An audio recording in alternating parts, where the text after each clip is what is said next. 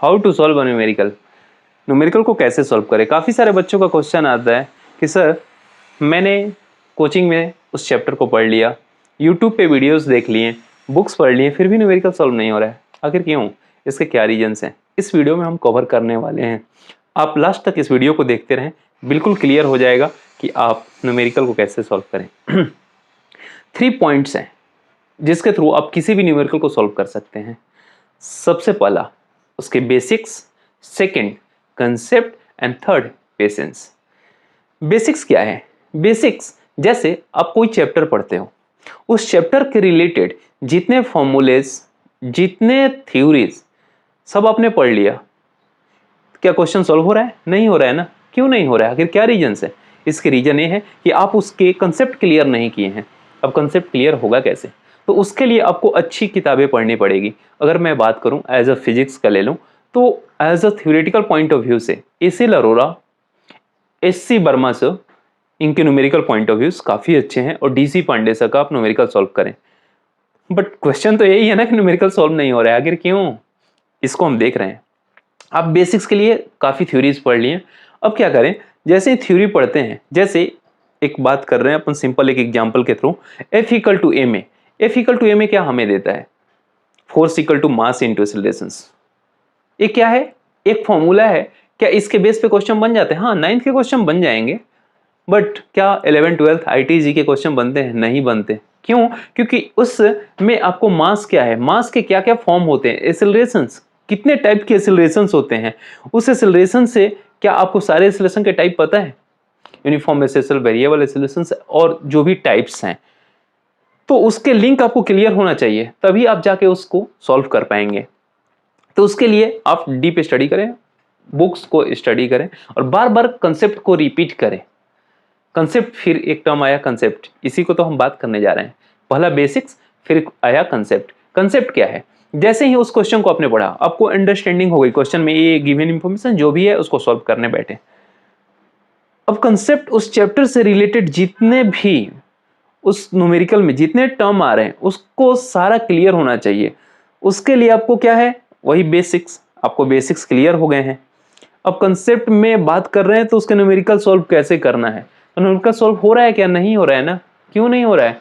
क्योंकि उसके concept depth आपका नहीं है। अंडरस्टैंडिंग तो हो गई, अंडरस्टैंडिंग आपने कर लिया, बेसिक्स हो गए, बट कंसेप्ट आपके क्लियर अभी भी नहीं है, तो क्वेश्चन सॉल्व होंगे? नहीं होंगे। उसके लिए आप फिर से जो भी क्वेश्चन पढ़ रहे हैं, वो कंसेप्ट कहाँ से आया उस चैप्टर पे जाएं, फिर उसको देखें, फिर उसको सॉल्व करें। फिर नेक्स्ट क्वेश्चन मिला, वो सॉल्व कैसे हुआ, उसके प्रोसेस क्या आते हैं, आप ऐसे ही क्वेश्चन करते जाएं तो आपको कंसेप्ट डेवलप हो जाएगा। थर्ड पॉइंट आता है पेशेंस। आज के डेट में बच्चों को पेशेंस नहीं है। पेशेंस, जैसे ही क्वेश्चन मिला, क्वेश्चन पढ़े, अरे सर ये तो लग रहा है नहीं बनेगा, उनके माइंड में पहले ही क्रिएट हो गया, अरे सर ये नहीं बनेगा। अरे क्यों नहीं बनेगा? आप उससे फाइट तो करो, उसको, उसके गिवन इंफॉर्मेशन को देखो, फाइंड आउट क्या करना है उसे तो चेक करो, उसके बेसिस पे उसका यूनिट तो सेम लाओ। जैसे ये करते हो, उसका फॉर्मूला का लिंक क्या बन रहा है उसको तो देखो। क्या फॉर्मूले लिंक से क्वेश्चन बन जाएंगे? नहीं बनेंगे। फॉर्मूले के लिंक का इंटरलिंक भी तो देखो। जैसे मैंने एक एग्जांपल दिया था एफ इक्वल टू ए में, तो आपने मास तो पता था, ठीक है, एक्सेलरेशन के लिए हो सकता है वो डिस्प्लेसमेंट और टाइम दिया हो, तो उस डिस्प्लेसमेंट और टाइम को निकालने के लिए आपको रिलेशन पता होना चाहिए। Okay, v equal to D S upon D T होता है, एस अपॉन टी होता है, तो उस एस बाई टी के रिलेशन से आप v निकालोगे, तो फिर भी ये नहीं निकला, तो उस ए के लिए फिर v बाई टी करोगे, तब जाके वो ए निकला, मतलब डबल लिंक हुआ। तो इस टाइप के क्वेश्चन आईटी मेंस और इसमें पूछे जाते हैं। फिर भी एडवांस के क्वेश्चन में जाते हैं, तो फिर क्या होता है? एडवांस के क्वेश्चन में आपकी अंडरस्टैंडिंग देखी जाती है उस क्वेश्चन के रिलेटेड, कि किस तरीके, कितने टाइप्स के आप क्वेश्चन किए हैं। अगर मैं एक एग्जांपल देखूं, तो एक चैप्टर्स में, कोई फिजिक्स का चैप्टर ले लूं या केमिस्ट्री का चैप्टर, तो मैक्सिमम 25 टू 30 कंसेप्ट होते हैं। तो 25 और 30 क्वेश्चंस हुए, तो क्या करने से होगा? नहीं, फिर भी नहीं बनते। उस एक कंसेप्ट पे एटलीस्ट 10 टू 15 क्वेश्चन आपको करने पड़ेंगे। मीन्स उस चैप्टर के रिलेटेड 25 कंसेप्ट इंटू 15, जितने हुए उतना आप न्यूमेरिकल एटलीस्ट लगाओ। एटलीस्ट मेरा मानना है कि एक चैप्टर से 300 अच्छे क्वेश्चन लगा लेते हैं, तो आपको क्वेश्चन पकड़ आ जाता है कि किस टाइप का क्वेश्चन और किस टाइप का फॉर्मेट है, फिर क्वेश्चन बनने लगते हैं। और प्रैक्टिस तो मैटर करता है। जब भी आप क्वेश्चन फंसे, उसके कंसेप्ट पे जाएं, फिर उसको रिपीट करें, फिर उसको लगाएं, क्वेश्चन बनने लगता है। आपको पेशेंस वहां रखना पड़ेगा यार, बिना पेशेंस के क्वेश्चन नहीं बनते। आप सोचते हो कि अरे सर मैंने इतना अच्छे से पढ़ लिया चैप्टर, क्वेश्चन नहीं बनेंगे बेटा, नहीं बनेंगे, आपको उसको प्रैक्टिस करनी पड़ेगी।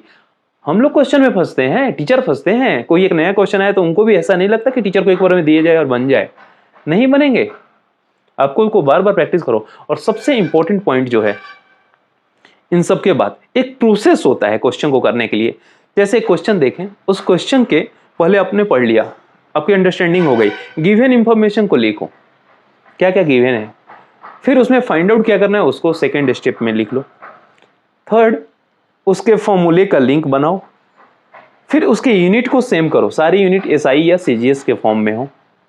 देन उस फॉर्मूले का लिंक बनाओ कि और उस फॉर्मूले के बेसिस पे क्या क्या लिंक बन रहे हैं, और वो फॉर्मूले का लिंक बन गया, ये सारे प्रोसेस हो गए। फिर उसके वैल्यूज को रखो और जो भी करना है उसको करो। अगर इस तरीके से करते हैं आप तो न्यूमेरिकल सॉल्व होने लगेगा। और साथ में एज ए बोनस के फॉर्म में एक चैप्टर को करने के लिए एटलीस्ट 15 डेज बाद फिर उसको एक बार रिवीजन मारे, फिर 1 मंथ बाद एक रिवीजन, 3 मंथ बाद, मतलब एटलीस्ट 5 to 6 टाइम वो चैप्टर होना चाहिए। या जो भी आप क्वेश्चन लगा रहे हो, ऐसा नहीं कि 10 बुकों का यूज कर रहे हैं, नहीं नहीं नहीं, आप कंफ्यूज हो जाओगे। 2-3 स्टैंडर्ड बुक उठाएं, उस क्वेश्चन को करें, बिल्कुल न्यूमेरिकल बनेगा, 100% बनेगा। ये कुछ फॉर्म थे जिसको मैंने आपने बताया, अगर इस तरीके से करते हैं तो आप न्यूमेरिकल को इजीली सॉल्व कर सकते हैं। इस वीडियो अच्छा लगा हो तो लाइक, शेयर और सब्सक्राइब जरूर करें। Thank you.